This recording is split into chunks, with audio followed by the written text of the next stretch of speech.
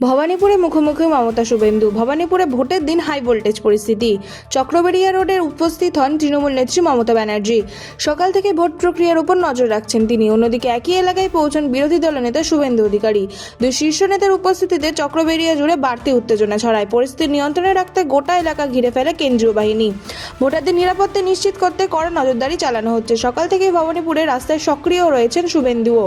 সব মিলিয়ে ভোটের দিনে ভবানীপুর যেন পরিণত হয়েছে রাজনৈতিক শক্তি প্রদর্শনের মঞ্চে।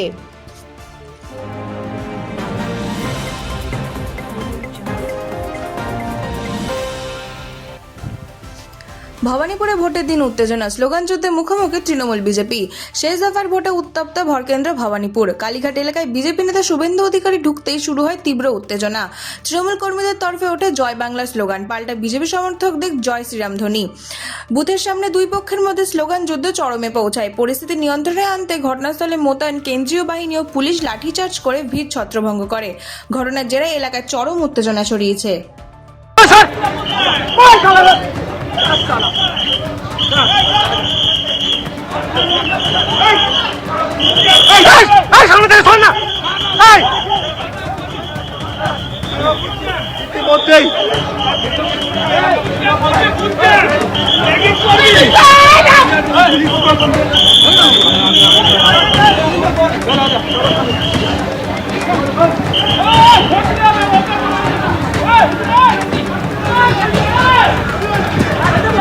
কলকাতা পুলিশের সঙ্গে সমন্বয়কারীরা কথা বলছেন।